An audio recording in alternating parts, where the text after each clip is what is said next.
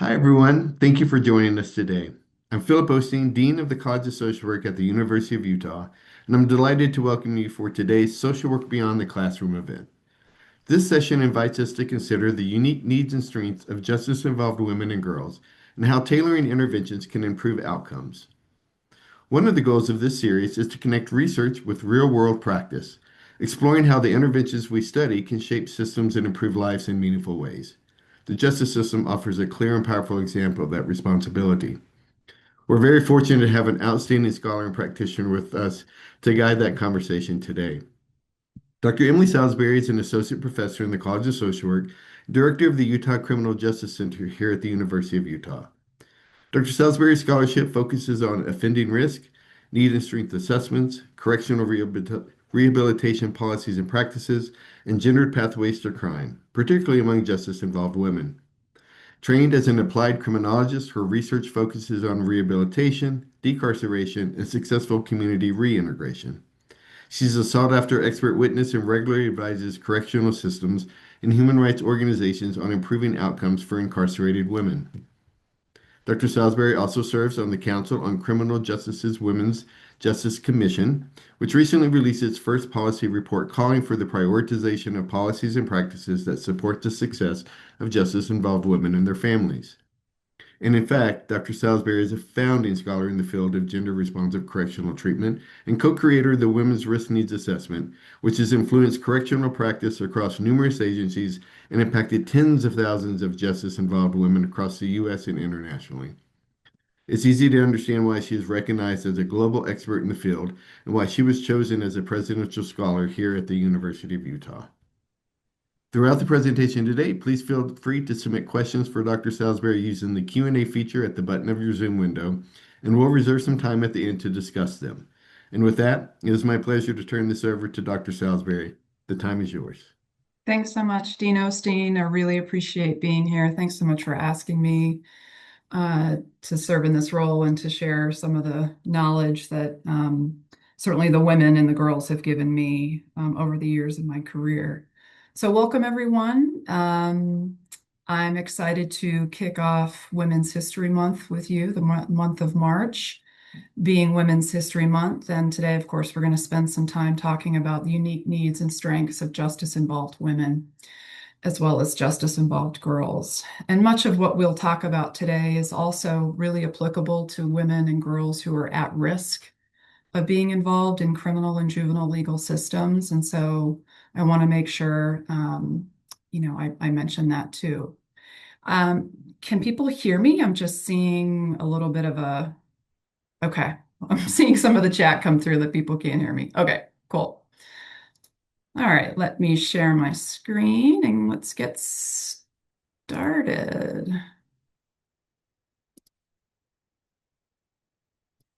Okay. Okay. So one of the first few things I want to talk to you about is just where we're headed today and headed for the conversation. So some of you will be familiar with the risk, need, and responsivity model of working with justice-involved people. This is the science of working with people who, of course, committed crimes and who are in the criminal and juvenile legal systems.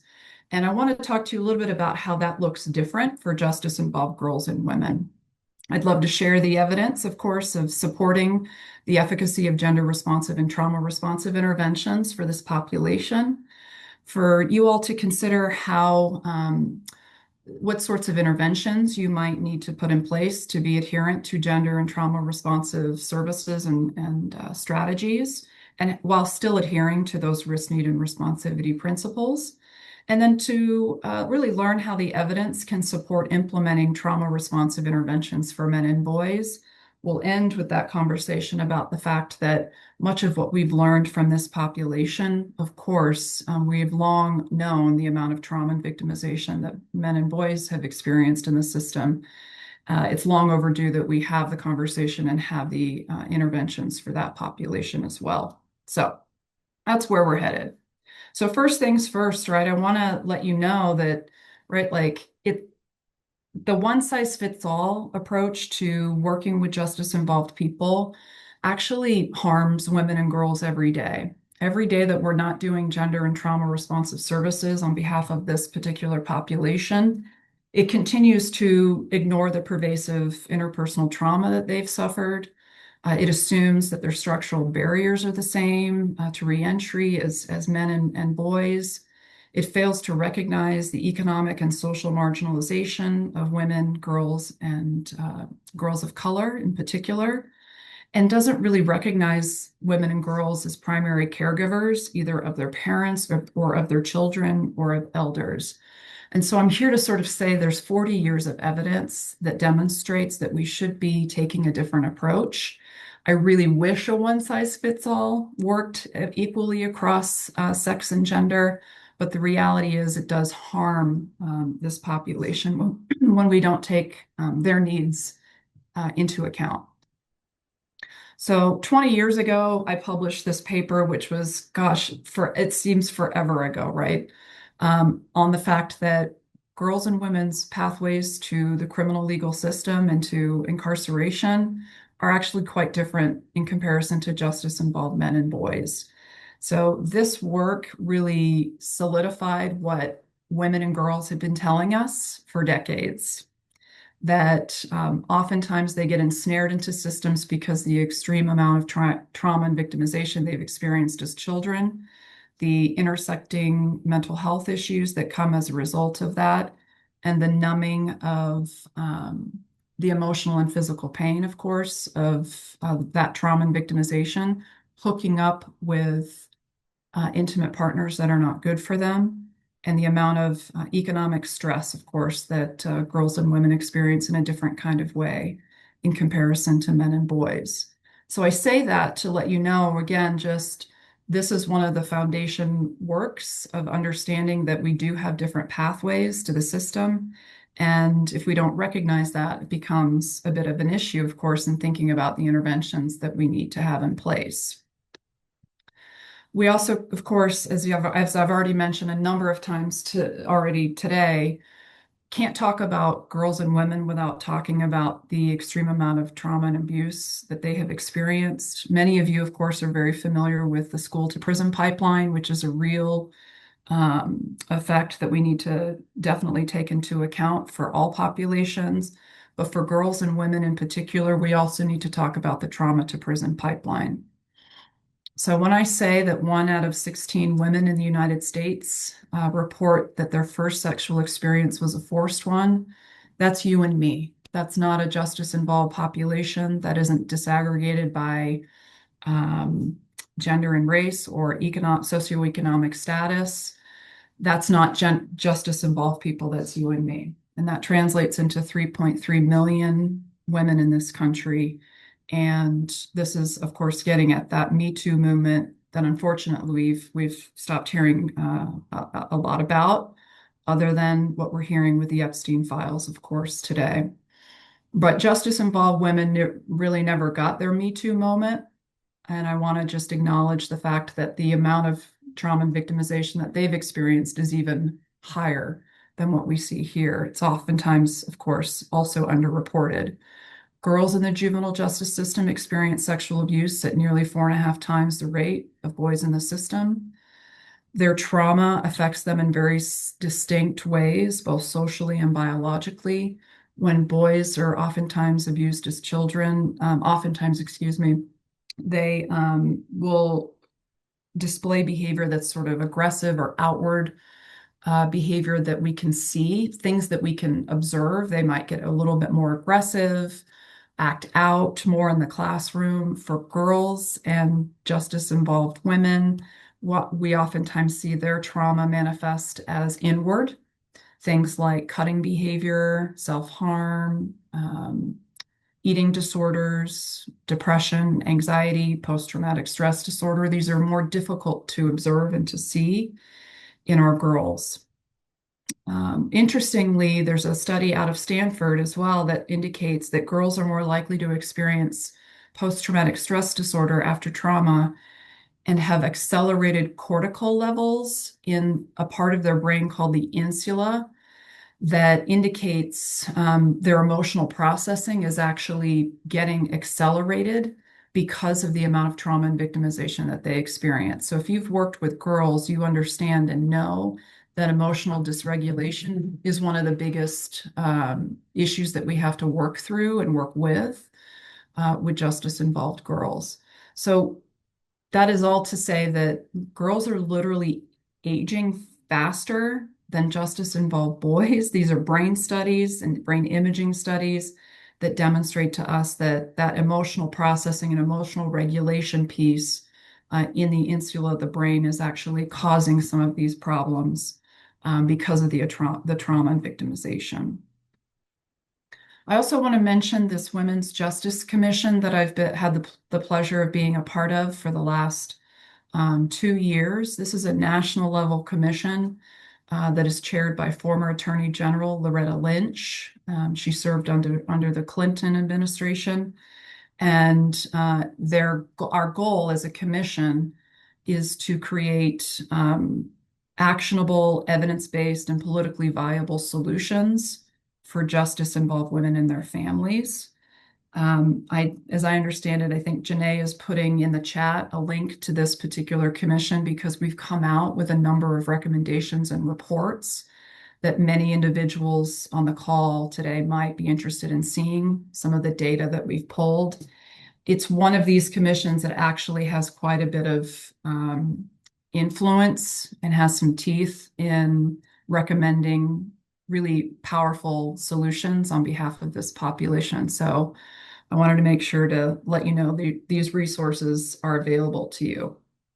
And one of the reasons we need to talk about justice-involved women and girls is because their incarceration rate has rapidly increased over the last 30 to 40 years. You may not be able to see all the detail on this particular graph, but what I want you to take away from this is that the incarceration rate of women has increased by more than 617% over this period of time. And you see that little dip in 2020 because of COVID. There were a number of state departments of corrections that did try to carefully, of course, release justice-involved people as a result of the public health crisis of COVID in institutional settings. But what I also want you to see is that uptick is still the rebound of the number of incarcerated women is coming back. So none of us are going to be surprised when we see those levels come back to where they were before. The reason I want to talk to you a little bit about this is to say that women are not committing more crimes than they ever were before. They're not joining gangs more often than in the past. They're not becoming more violent. That is not the cause of this rise in the incarceration rate of women. It's because we've made policy decisions in this country to get tougher on crime, right? Once politicians realized they could win elections on being tough on crime, this is what we see, the ensnarement of more and more justice-involved people on the fringes of criminal justice behavior. It's also important to see, too, that half of the incarcerated population here are in local jails, not just in state prisons. So this is also a local issue that we need to be mindful of. And in fact, that was the incarceration rate, but the vast majority of women who are on any form of correctional supervision are actually in the community and on probation. So it's a far more common sentence actually for women in comparison to men. A majority, 74%, under correctional control or on probation compared to 50% of men. And the number of women has nearly doubled since the 1990s who are on community supervision. So this is also, of course, a community supervision problem. So some of the characteristics you've already heard me talk a little bit about, right? The pathways that women and girls end up in the system and how they end up there. They have far higher likelihood of committing nonviolent drug and property crimes compared to men. Far less likely to be violent in comparison. These are oftentimes, of course, people who are economically poor, women of color, many of whom, of course, are primary caregivers and mothers. Many have experienced significant physical, sexual, and psychological trauma throughout their lives, not just in their childhood. lots of intimate partner violence as well. Higher rates of co-occurring substance misuse and mental health needs in comparison to men and boys in the system. And substance use is actually a stronger predictor of women's ongoing criminal behavior or recidivism in comparison to men's recidivism. That might surprise some of you to know. To illustrate a little bit more about the fact that justice-involved women are not the ones who are committing violent crimes, right? Violent crime is a man's game. One of the best predictors of criminal behavior is a person's sex. You're seeing data here from OJJDP and the National Center for Juvenile Justice that essentially illustrates the number of firearm homicides using a firearm with male perpetrators versus female perpetrators. And the stark difference is pretty clear just in terms of who is committing the vast majority of seriously violent crimes. So this is one of those iron laws that we call in criminology, similar to what we say about the age crime curve, right? That most people will age out of criminal behavior or antisocial behavior over time as their age increases. This is also one of those iron laws that the vast majority of people who are committing violent crimes are men. And so we have to recognize that as part of our policies and strategies with working with justice-involved girls and women. And so I want to just take a second to talk a little bit about these principles of risk, need, and responsivity. This is, again, the core principles behind doing effective interventions and having effective interventions with justice-involved people. My students in my forensic social work class, forensic practice class, are getting heavy doses of these principles because one of the things that we have to let people know about when working with justice-involved people is that honestly, if all we do is work with the substance use and mental health with justice-involved people, we're actually not doing as much as we should be in trying to reduce recidivism and increase public safety. So the risk principle essentially tells us the who. Who should we be really working with intensively on supervision for those who are probation and parole officers, and those who should be getting the highest levels of intervention.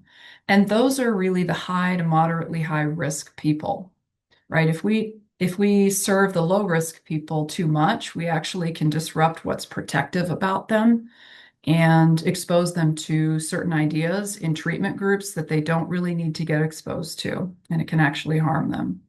The need principle is the what criminogenic needs, what predictive factors should we really be working on? Because people come to us, of course, with all kinds of psychosocial needs when they're ending up on our caseloads.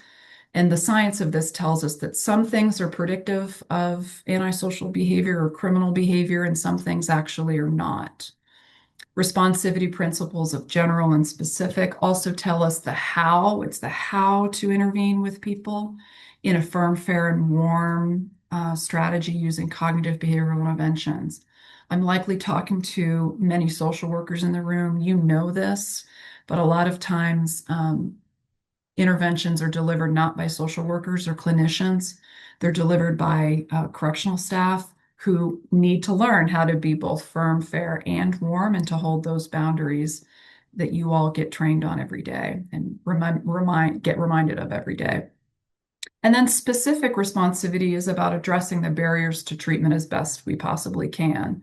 Barriers to treatment include things like lack of transportation, lack of motivation, childcare, mental health issues, right? Anxiety, PTSD, trauma would fit oftentimes underneath a specific responsivity factor. And the reason why I'm outlining these is because each one of these principles needs to look a little bit different for justice-involved women and girls. And that's really what I've spent a big part of my career looking into. So let's talk for a minute about what happens if we get risk wrong. I mentioned earlier, right, that our system treats women and girls as if they are just as dangerous as men and boys. Our policies and practices treat them as if they are, and they are not, right? So you're looking at some data from a risk assessment tool that's designed for justice-involved youth. It's called the Positive Achievement Change Tool, and it's used by a lot of different jurisdictions. It's not used here in Utah, but I wanted to sort of illustrate some things specifically for this talk. One of the things that we have to really keep in mind is that these tools demonstrate some validity, they demonstrate some effectiveness with girls, but part of the problem here is that they hold women and girls in more severe conditions or higher risk levels than is really warranted by their behavior. So what you're seeing is, 12-month new convictions or adjudications by risk level after a period of 1 year of following these kiddos. The girls and the boys, right? Like we're looking to see, we should expect to see, honestly, that the lower risk people have lower levels of new convictions in comparison to every other higher level of risk. And you see that kind of stair step effect happening with both the men and the boys, excuse me, the girls and the boys. But what you wouldn't see if you didn't disaggregate this data is the fact that these moderate, for instance, I'll just pick the moderate girls here, moderate high risk girls are behaviorally looking more like the low risk boys.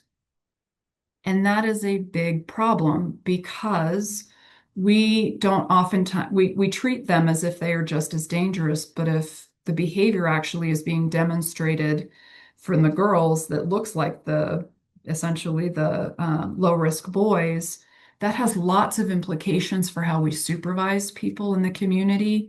And it also means that this particular risk assessment tool is backfiring on behalf of the justice involved girls. It's harming them because then these girls are still going to be checking in more often. They'll have more surveillance around them. They'll have more intensive supervision levels, when in reality, they actually behaviorally look more like this. So this can actually harm community safety.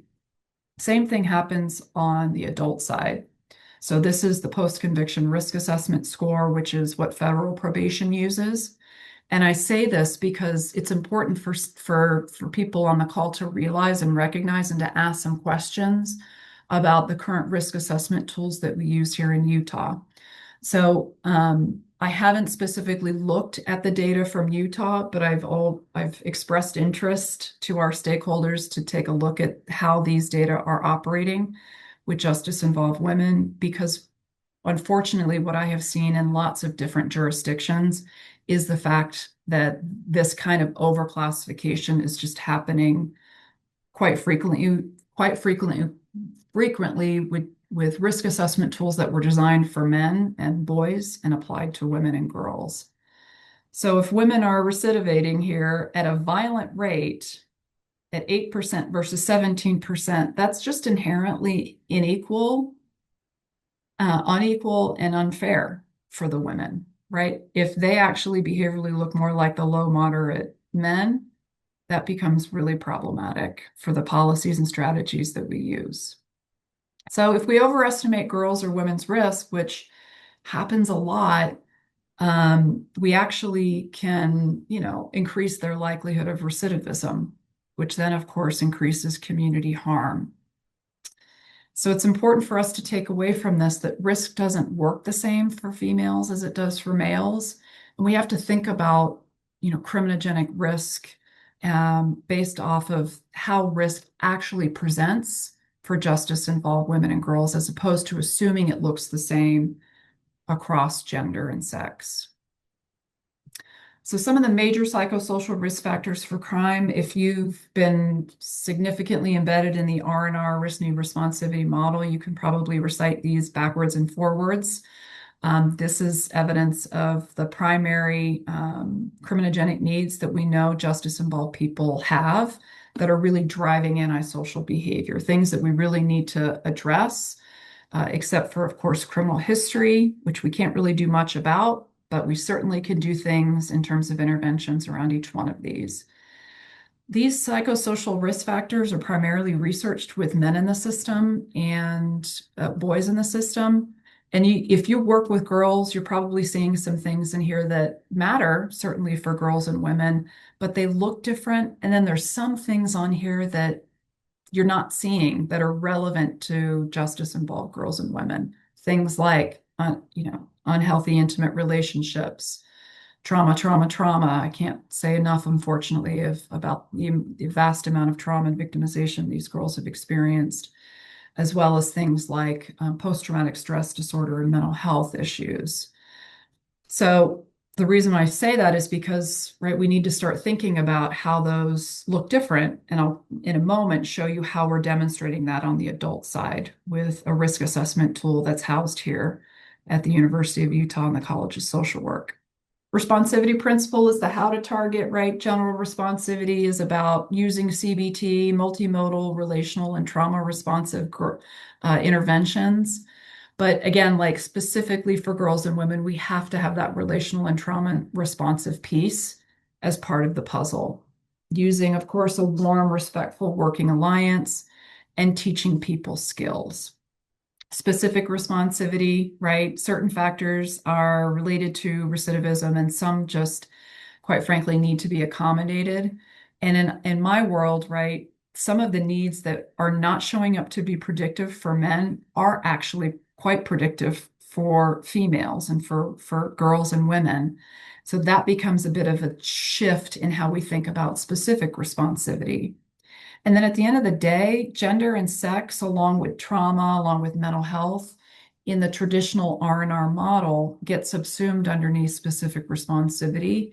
And I, I, I don't know how else to say this, but right, like if the system started with me in mind as a woman, I don't think my gender and sex is a barrier to my success in treatment. If the system had started with me in mind, right, then things would operate quite differently.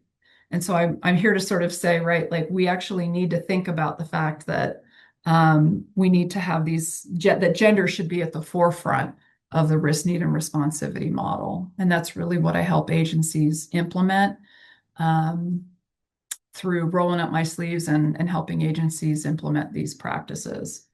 So let's talk also a little bit about the evidence, because don't take just my word for it, right?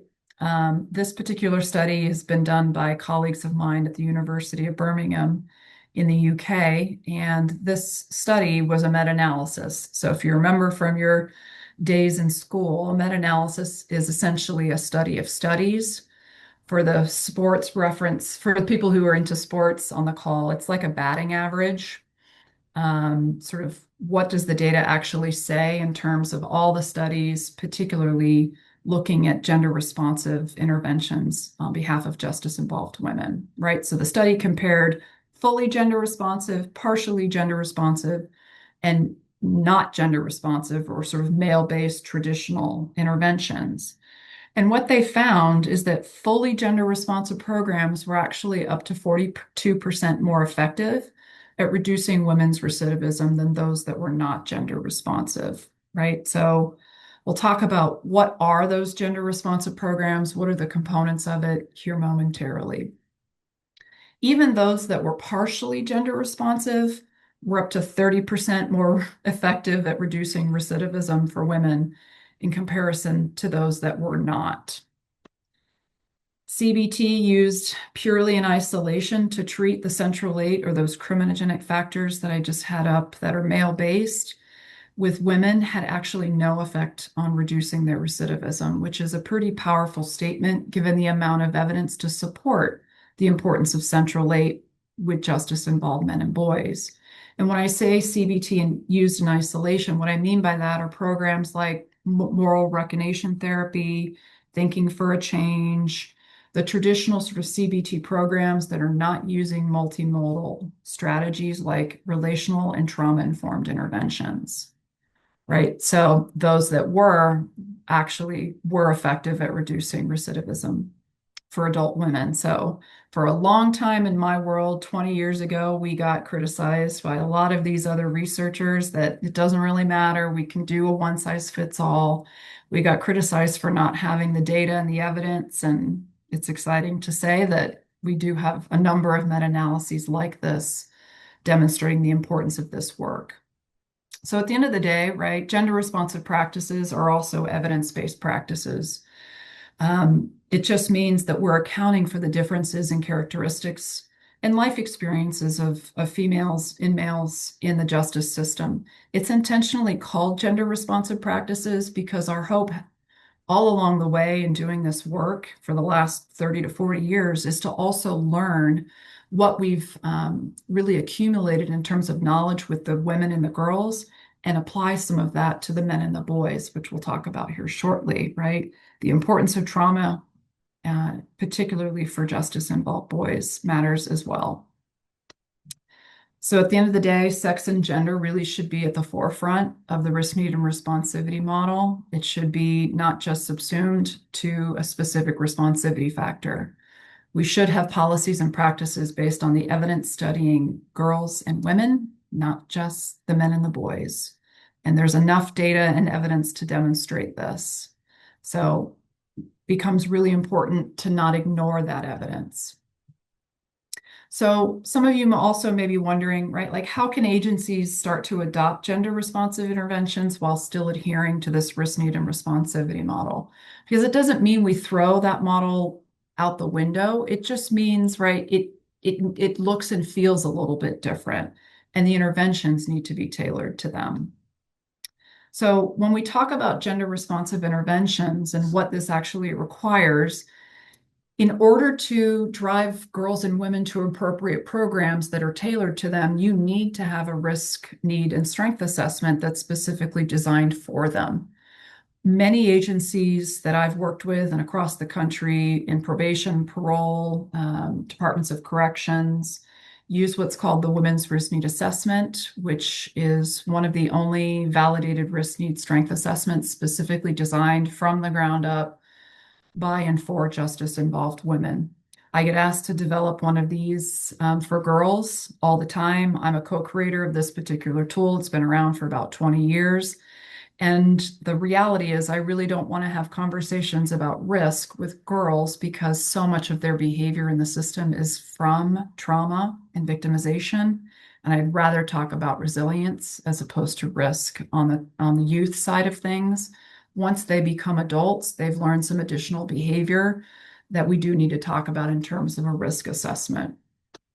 I'll say more about the warning here momentarily.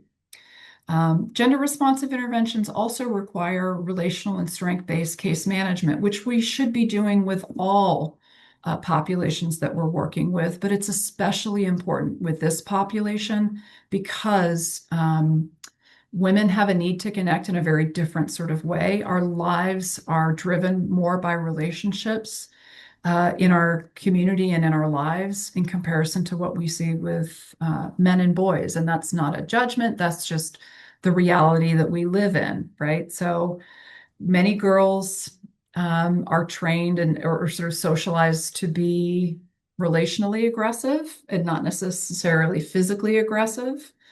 The women on the call will remember what it felt like to be in junior high, where 1 minute you're in the group of the clique of girls, and then the next minute you're not, right? Like that relational piece for women is just it operates very powerfully in comparison to what we see with men and boys. And so we need to lean into that as actually a strength. The fact that women want to have healthier relationships, but so often they don't know how because of the amount of trauma and victimization that they've experienced. Trauma-informed supervision and interventions means that staff understand the impact of trauma and promote safety, trust, and empowerment. You can imagine that sometimes this is a hard sell to criminal legal agencies, but the reality is I couldn't talk about any of this really powerfully 20 years ago, and thankfully we're at a point, due in large part to the research that has come out in social work around the importance of being more trauma informed and trauma responsive. And then, of course, referrals to gender responsive treatment services that are specifically designed to address their needs and to reduce their recidivism. So the WRNA was created for that very reason, to address women's pathways to offending. So just so you can see a little bit about what's on this particular assessment tool, we've got traditional risk needs that you saw at the beginning of this talk, the central eight, right? Criminal history, antisocial attitudes, education, substance use, right? Not a lot of assessment skills include things around gambling and gaming, which has become a very big issue in a lot of different states and with a lot of different populations. And we think it's actually really important to look at this with women. And it turns out a lot of times the gaming and gambling addiction goes hand in hand with the substance use.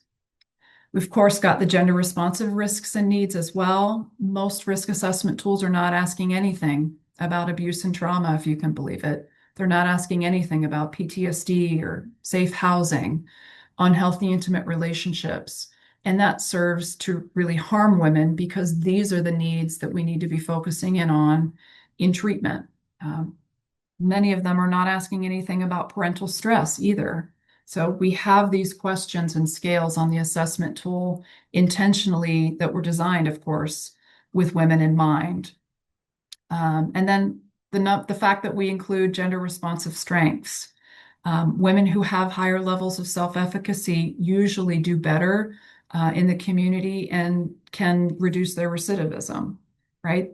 Some women, of course, have healthy relationships. The fact that women want to be involved in their kiddos' lives should be a strength, not necessarily something that we overlook.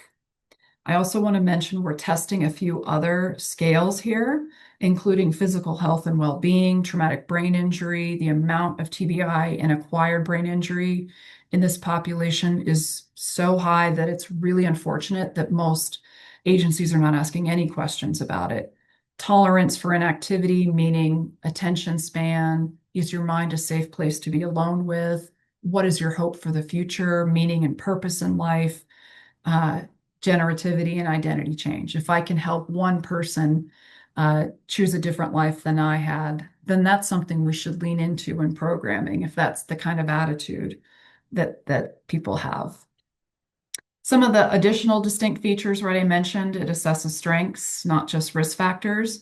We have a trauma-informed interview process. So most assessment tools are just a checklist. This is actually facilitating a conversation to collect formal information. And people who get certified on the women's risk need assessment from my team get certified to deliver a trauma-informed interview. And if they don't demonstrate those skills, they're not going to get certified to do this work. It doesn't require people to be a clinician to do it, because if you think about it, right, our systems, our criminal and juvenile legal systems oftentimes can't afford to hire internally too many social work experts because y'all are, you have a specialty degree. You're, certified to do what you do as clinicians.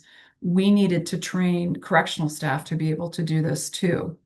So that becomes important. Of course, we would much rather have clinicians be doing the interview, but at the same time, we have to be realistic about the workforce in correctional agencies. It's intentionally designed to address their criminogenic needs and mobilize their strengths.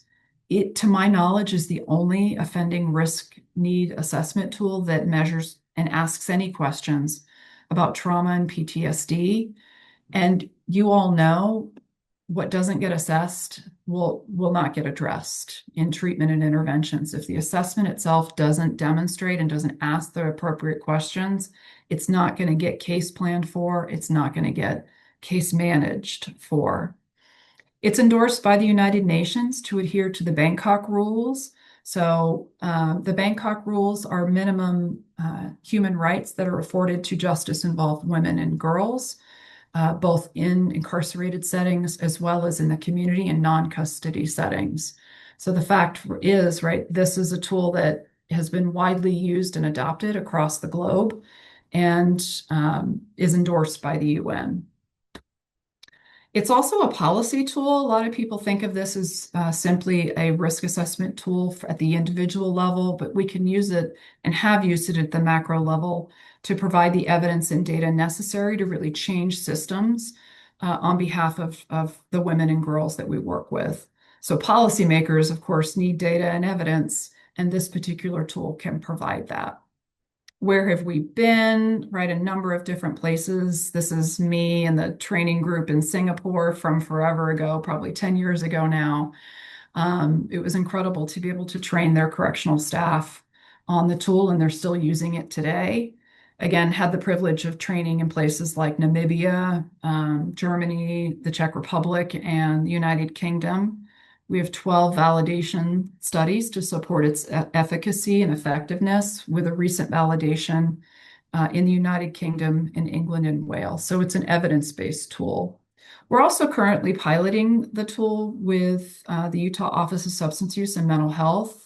We're working with Tom Dunford to really work with probation offices and halfway houses here in Utah to pilot the WRNA specifically with that population, because they're interested in seeing some of the differences that we might be able to get in comparison to the LSR&R, which is what, of course, we use here in Utah.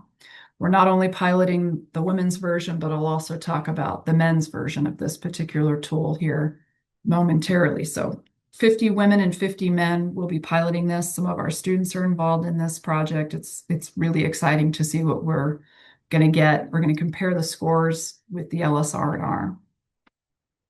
Where else have we been? If you see it in green, that just means that there's at least one jurisdiction in that state that has adopted this particular tool. We're statewide in departments of corrections in Oregon, North Dakota, South Dakota, Wisconsin, Michigan, Vermont, Connecticut, Alabama, and then Kansas is another one, right? So this is a tool that's got quite a bit of had quite a bit of impact, and we've done quite a bit of work, of course, training staff across the country and across the globe on the particular tool. Some of you may also be wondering about some of the examples of gender responsive curricula that I mentioned earlier, right? So these are things like the curricula developed by Stephanie Covington and Barbara Bloom. Another one would be from Orbis Partners, Marilyn Van Deaton's Moving On and Girls Moving On, Living Safely Without Violence. We'll make sure that you get copies of these, the slide deck too, so that you can look these up. And then finally, there's also the change companies I partnered with, and Janae's putting this in the chat right now. They approached me about a year ago to create a WRNA interactive journaling bundle specifically for justice-involved women. So each one of these interactive journals are things that we can intervene with justice-involved women, and it's specifically aligned with the scales of the WRNA. And then finally, what about the men and the boys, right? I used to get asked this question all the time when I was training, around the country, specifically on girls and women.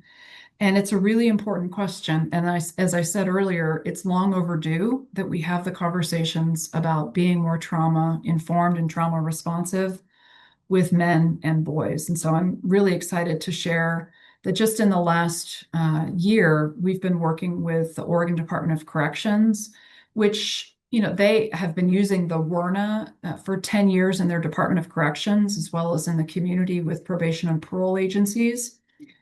They asked me about a year ago to develop a men's version of this tool because they've seen the powerful aspects of the WRNA in capturing just the amount of trauma and victimization, as well as parenting and a number of the other needs that you saw.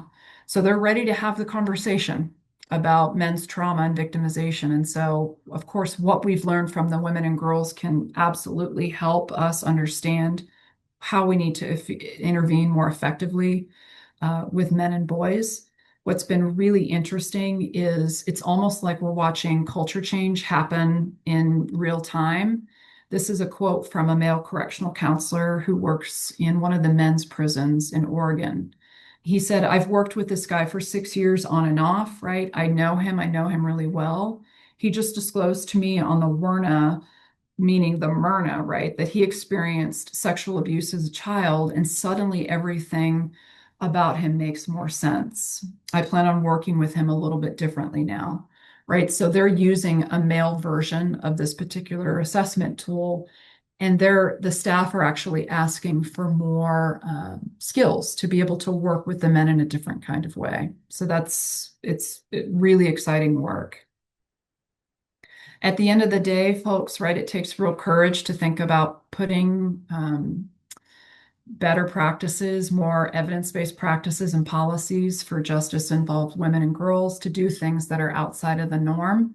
And so I just applaud your effort for even listening and thinking about ways in which we can improve those solutions and outcomes for justice involved women and girls and their families. So I want to thank you so much and would love to open it up for questions. Thank you.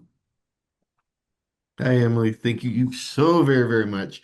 Yeah, Lots of really good comments coming through. So we'll make sure you get a copy of those. We always save those for people when they're awesome. presenting.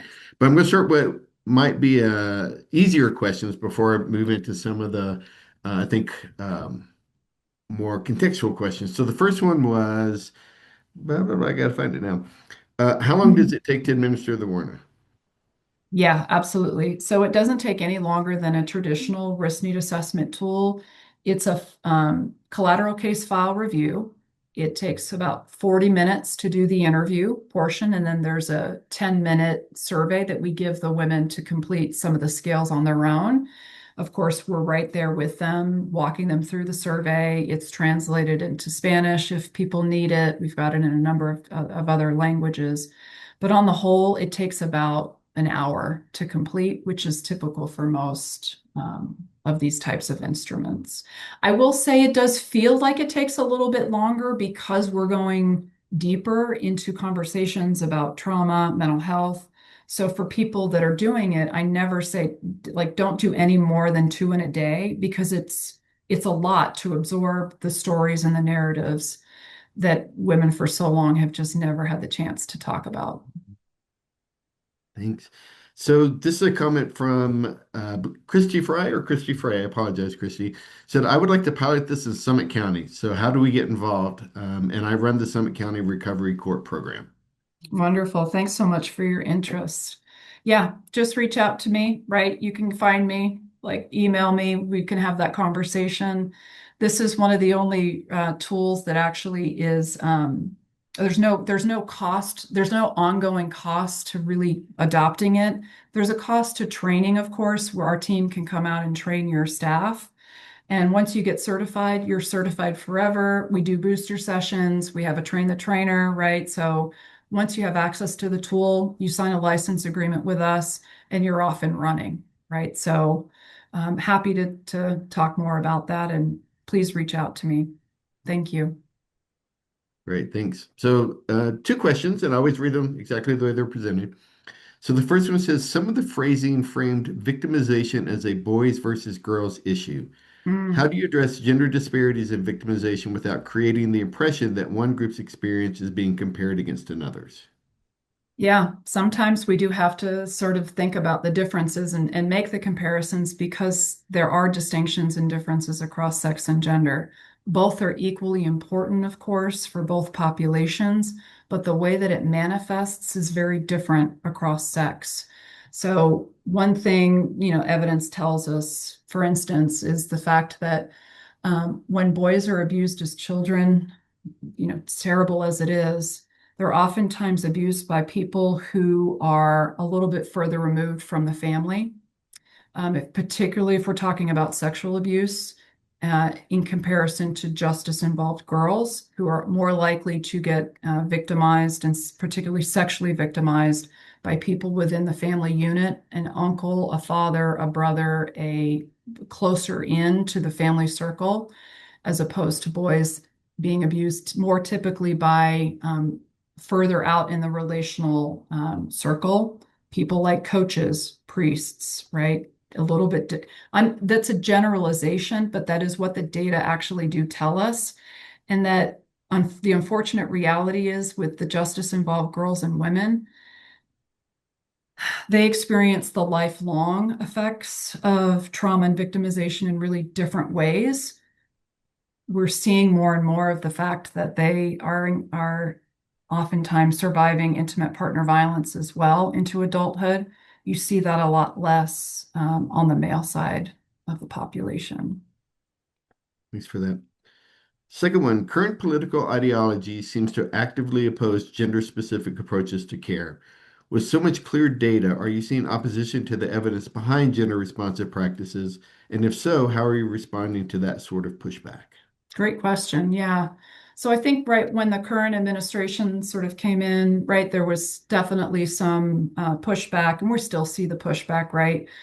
But quite frankly, like I'm still implementing this tool and doing this work in lots of different conservative states, including, for instance, the state of Oklahoma has recently told that we're implementing the WRNA and the MYRNA, the Men's Risk Need Assessment tool with Oklahoma Department of Corrections.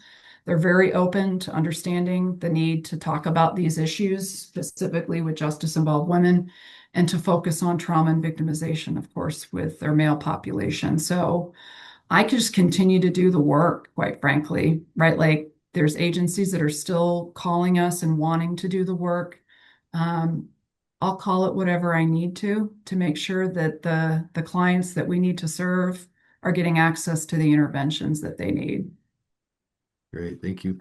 So a clarifying question about one of your comments, clarifying that there's not a per-use fee to administer the WRNA. Yeah.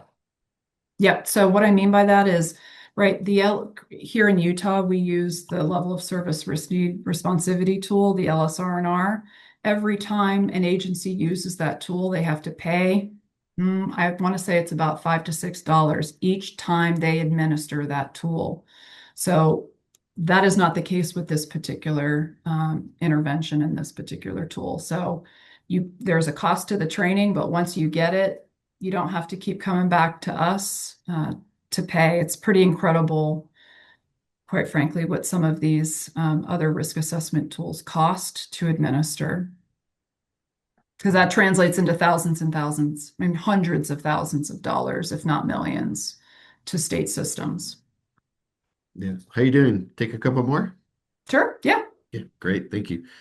So this question, I live in Idaho and per capita, we have a very high incarceration rate for Yep. women. The And I see highest that, rate. The highest rate. yeah, Sorry, go ahead. yeah, no, no, no, no. I see that Idaho is one state that hasn't implemented the Warner. And so the way the question is written, it says, do you have an answer to the reasons behind the pushback and why this isn't implemented in policy? Yeah, so the timing oftentimes has to be right for systems, right? This is not just a training issue, it is a full-on implementation strategy for departments of corrections to be able to implement. And so I oftentimes work with agencies that are saying, I want the tool, we want the tool. An executive director or a commissioner of a Department of Corrections might come to us and say they want it. And I actually have to have a real deep conversation about, okay, why now? Let me know, give me the sort of argument about how you're ready, because what I don't want to have happen, and unfortunately, what I have seen happen at some other agencies that we've implemented, is that they think, okay, if we just train our staff on the tool, then suddenly it will take root in our system. And that is just not a reality of how our systems operate, right? We have to talk about what's the communication strategy, how are policies going to change?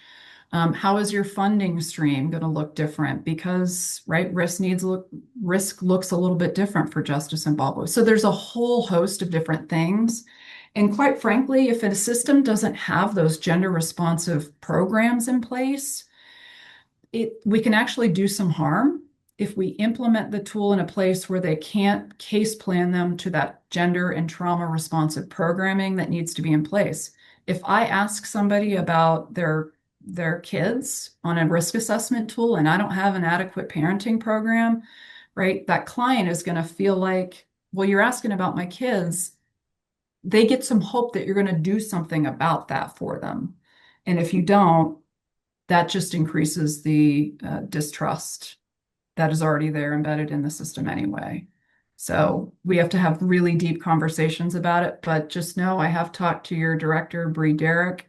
She's relatively new in that position, so I'm giving her some breathing room before we sort of intervene a little bit more in Idaho. But yeah, you guys have the highest incarceration rate at this time, and I'm hopeful that we can help reduce that. One more for you before Yeah. we move into our close. And I love this because I think it just speaks to the excitement that you generate among people. It says, what job opportunities are available, or how might we get involved with your work? Oh my goodness. Yes. Reach out, please. Like we're always looking for people that are interested and excited in doing the work.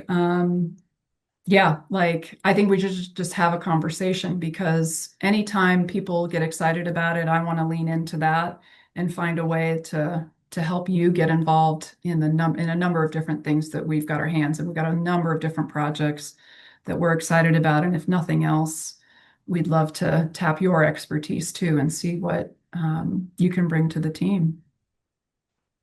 It's great, Emily. So if you'd like to revisit any of the data or the insights that Dr. Salisbury shared, please keep an eye on your inbox early next week. An email with links to the recording and the CEU quiz will be sent to everyone who registered, and you can complete the quiz if you'd like to receive CEU credit. You'll also find these resources on the College of Social Work events page. So once again, I'd like to thank everyone for being a part of this Social Work Beyond the Classroom discussion. Dr. Salisbury, thank you for helping us think more deeply about how justice systems can better recognize and respond to the strengths and experiences of women and girls. I want to thank the marketing, communications, and event planning team. And finally, to everyone who joined us, thank you for leaning into this conversation and for the ways you continue to lead out in your communities. We hope you'll continue to join us throughout the academic year as we gather and learn together. And with that, we look forward to seeing you again. And until then, take care of yourself and each other's. Thanks, Dr. Salisbury. Thank you. Thanks, Dean Osteen. Thanks, everyone.